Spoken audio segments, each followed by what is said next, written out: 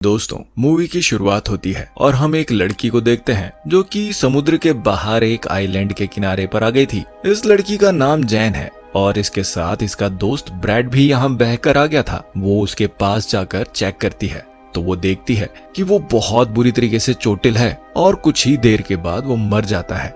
लड़की ये देखकर बहुत परेशान हो जाती है और बाद में उस बॉडी को वहीं पर छोड़कर उस आइलैंड में घूमने लगती है। लेकिन इस आइलैंड पर कोई होता ही नहीं है। ये पूरा आइलैंड सुनसान था, यानी कि ये लड़की यहाँ पर अकेली फंस चुकी थी। इसके बाद जब वो आइलैंड में अंदर जाती है तो उसे एक जगह पर एक बैग मिलता है जिसके अंदर उसे एक औरत का पर्स और कुछ बच्चों का सामान मिलता है। यहाँ उसे एक दवाई भी मिलती है जिसमें 1994 की डेट लिखी हुई थी, जिससे जैन को ये समझ में आ जाता है कि बहुत सालों पहले यहाँ पर कोई आया था। उसे इस सामान में से माचिस भी मिलती है जिसे वो अपने पास रख लेती है और वापस समुद्र के किनारे आ जाती है। उसे वहां पर एक बड़ा सा गिरा हुआ खोखला पेड़ भी दिखाई देता है।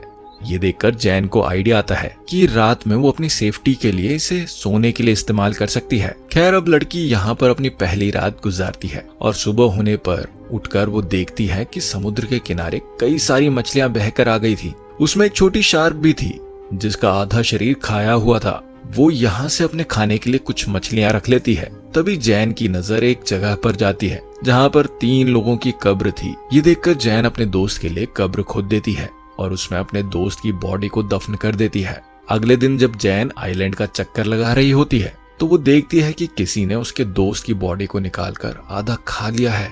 ये देखकर जैन काफी घबरा जाती है। उसे कुछ नहीं समझ में आ रहा था कि आखिर ये किसने किया होगा। उसे लगता है कि ये काम जरूर किसी जानवर का है जो कि इस आइलैंड पर रहता है। इसलिए वो एक लकड़ी को नुकीला करती है और अपने लिए हथियार बनाती है। जिसके बाद वो आइलैंड के बाहर बैठकर उस जानवर का इंतजार करने लगती है।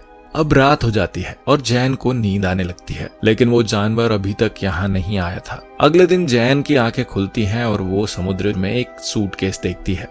वो सूटकेस को लेने के बारे में सोचती है, इसलिए वो समुद्र में जाकर उस सूटकेस को ले लेती है। तभी उसे नीचे कुछ महसूस होता है, इसलिए वो नीचे जाकर देखती है तो उसे यहाँ पर एक बड़ा सा होल दिखाई देता है, जिसे देखकर वो काफी हैरान हो जाती है। खैर, अब वो बाहर आकर उस सूटकेस को खोल कर देखती है। उसके अंदर उसे कुछ जूते और कपड़े मिलते हैं जिसे वो पहन लेती है। जब रात होती है तो जैन उस सामान को चेक करने लगती है और उसमें से उसे कुछ फोटोज मिलती हैं। वो उन्हें देखने लगती है और समझ जाती है कि यहाँ पर कोई फैमिली छुट्टियां बिताने के लिए आई थी, जिसमें एक कपल और उनके 2 बच्चे थे। तभी जैन के ऊपर से एक प्लेन गुजरता है। ये देखकर जैन अपनी फ्लेयर गन चला देती है, लेकिन इसका कोई फायदा नहीं होता क्योंकि तब तक वो प्लेन जा चुका था। जब फ्लेयर गन की वो बुलेट नीचे आ रही होती है तभी जैन देखती है कि उसकी परछाई में उसे कोई क्रीचर दिखाई देता है। ये देखकर वो काफी घबरा जाती है और आइलैंड की तरफ भागने लगती है और एक जगह जाकर छिप जाती है।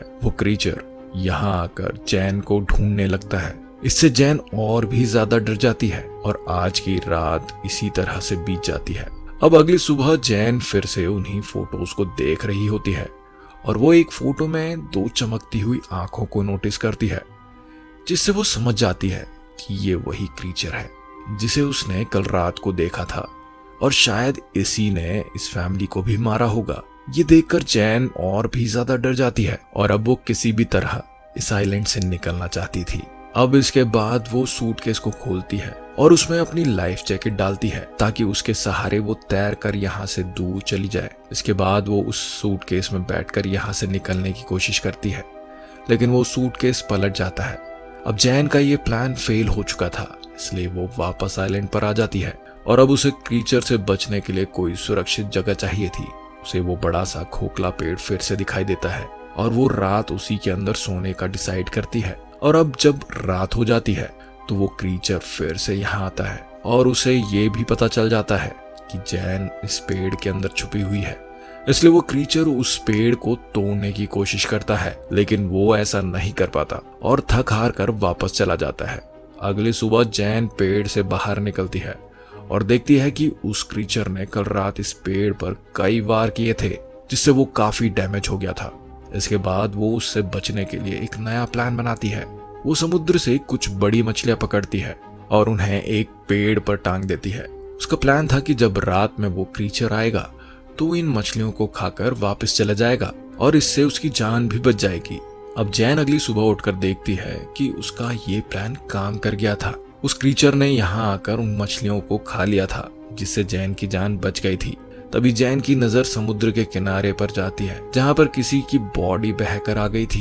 ये देखकर वो उस बॉडी के पास चली जाती है और देखती है कि ये बॉडी तो काफी सड़ चुकी है। ये देखकर उसके मन में एक आइडिया आता है और वो उस बॉडी को भी वहां पेड़ पर लटका देती है, ताकि वो क्रीचर उस बॉडी को आकर खाए और यहाँ से चला जाए।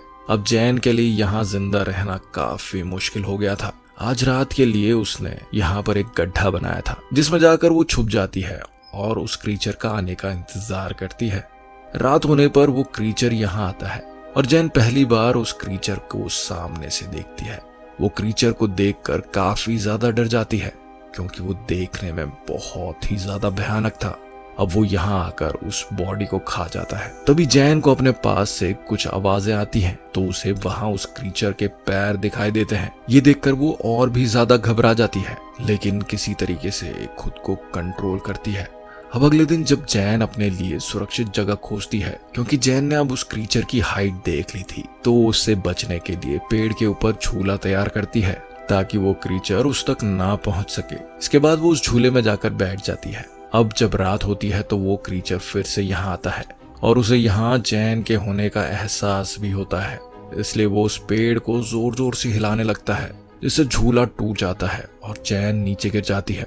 अब वो क्रीचर जैन का पीछा करने लगता है और जैन अपनी जान बचाकर भागने लगती है। तभी जैन देखती है कि वो क्रीचर जमीन से ज्यादा तो पानी में तेज दौड़ता है और वो पल भर में उसके सामने आकर खड़ा हो जाता है।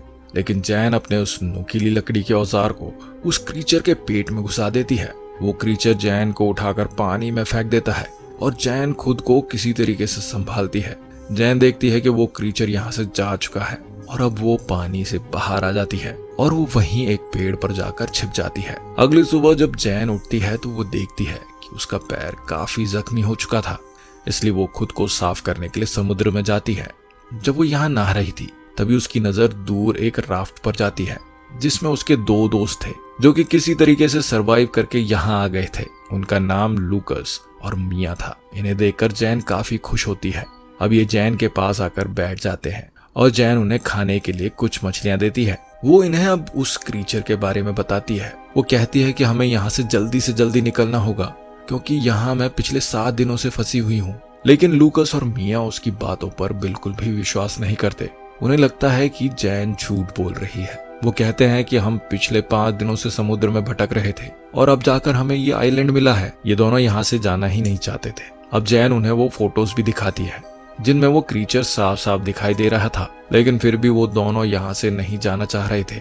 जैन समझ जाती है कि ये उसकी बात को नहीं मानेंगे, इसलिए जैन इनसे छिपकर राफ्ट लेकर भागने का प्लान बनाती है। वो इनकी राफ्ट लेकर यहाँ से निकलने की कोशिश करती है, लेकिन वो दोनों इसे पकड़ लेते हैं। मिया के जैन पर हमला करने से वो बेहोश हो जाती है। जब उसकी आंखें खुलती हैं तो वो खुद को बंधा हुआ पाती है और अब रात हो चुकी थी, इसलिए वो लूकस को मना कर उसे खोलने के लिए कहती है, लेकिन लूकस और मिया उसकी कोई बात नहीं सुनते। इसके बाद मिया उस आइलैंड पर घूमने चले जाती है और लूकस वहीं जैन के पास ही रुक जाता है। इधर मिया जब घूम रही थी तो वो क्रीचर पानी से निकलकर उस पर हमला कर देता है। उसकी आवाज सुनकर लूकस तुरंत वहां पर आ जाता है, लेकिन वो क्रीचर मिया को पानी में खींच कर ले जाता है और उसे मार डालता है। ये देखकर लूकस बहुत डर जाता है। वो डर कर एक पेड़ पर चढ़ता है। अब सुबह हो जाती है, लेकिन लूकस उस पेड़ से नीचे नहीं आता। अब उसे जैन किसी तरीके से समझाकर नीचे निकालती है। अब उसे जैन की बात समझ आ चुकी थी। जैन उससे कहती है कि देखो, वो क्रीचर सिर्फ रात में आता है, दिन में बाहर नहीं निकलता।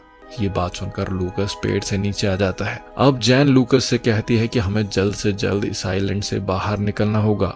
अब लूकस उसकी बात को मान लेता है। अब ये लोग कुछ मछलियां और नारियल अपने साथ लेते हैं और ये अपने साथ सर्वाइवल का सामान भी रखते हैं। यहाँ पर लूकस काफी डरा हुआ था।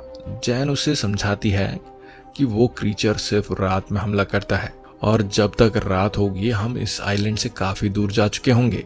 इसके बाद जैन जाकर उस राफ्ट में बैठ जाती है। अब ये लोग जैसे ही अपनी राफ्ट को लेकर यहाँ से निकलने लगते हैं, लूकस को पानी में फिर वही क्रीचर दिखाई देता है। ये देखकर दोनों काफी घबरा जाते हैं और वो क्रीचर उस राफ्ट को चारों तरफ से घेर लेता है और ये क्रीचर उनके राफ्ट में घुसकर उन पर हमला कर देता है। ये देखकर लूकस उस पर फ्लेयर गन से हमला करने लगता है, लेकिन वो क्रीचर जैन को पकड़ के अपने साथ ले जाता है। जैन के पास एक नाइफ था जिसे निकालकर वो उस क्रीचर पर कई बार हमला करती है, लेकिन तभी लूकस जैन को बचाने के लिए पानी में कूद जाता है। ये देखकर वो क्रीचर जैन को छोड़ देता है और लूकस को पकड़ लेता है। वो उसे लेकर उस बड़े से होल में चला जाता है। ये देखने के बाद जैन किसी तरीके से तैरकर आइलैंड पर वापस आ जाती है। जैन को लूकस की मौत का काफी दुख था, इसलिए वो उस क्रीचर का सामना करने का डिसाइड करती है। इसके बाद वो वहां पर पड़ी लकड़ियों से कई सारे नुकीले हथियार बनाती है, लेकिन ये औजार उसे कम नुकीले लगते हैं, इसलिए वो वहां पर बनी कब्रों को खोदती है और उसमें से कंकाल को निकालकर काफी नुकीले हथियार बनाती है। वो उस क्रीचर को आग में जलाने का प्लान बनाती है, इसलिए वो वहां पर पड़ी सूखी हुई लकड़ियों को इकट्ठा करने लगती है, जिससे वो एक घेरा बना लेती है। और अब उसने अपना ट्रैप तैयार कर लिया था और कुछ ही देर के बाद रात भी हो जाती है और वो क्रीचर यहाँ पर आ जाता है और वो भी उसी जगह पर जहाँ पर उसने ट्रैप लगाया था। तभी जैन यहाँ झाड़ियों में आग लगा देती है, जिससे वो क्रीचर आग में फंस जाता है और अब जैन अपने नुकीले हथियारों से उस क्रीचर पर हमला करने लगती है, जिससे क्रीचर काफी ज्यादा घायल हो जाता है। लेकिन अब वो जैन को पकड़ लेता है, लेकिन जैन उस पर अटैक करके भागने लगती है और तभी वो क्रीचर उसके सामने आ जाता है, लेकिन अब वो काफी जख्मी हो चुका था, इसलिए वो वहीं पर गिर जाता है। ये देखकर जैन उस पर कई बार हमला करती है और बाद में उसका गला काटकर उसे मार डालती है। और अब हम देखते हैं कि आग से पूरा आइलैंड ही जलने लगा था, यानी कि इतनी बड़ी आग को देखकर कोई ना कोई जैन को बचाने के लिए यहाँ पर जरूर आएगा। और इसी तरीके से ये मूवी यहीं पर एंड हो जाती है। तो दोस्तों, आपको कैसी लगी आज की एक्सप्लेनेशन वीडियो? अगर पसंद आई हो तो कमेंट बॉक्स में जरूर बताइएगा। इसी के साथ अगर चैनल पर नए हैं तो चैनल को सब्सक्राइब कर नोटिफिकेशन बेल जरूर दबा दीजिए, ताकि इसी तरह की और भी मजेदार वीडियो का आप लुत्फ उठा सकें। धन्यवाद।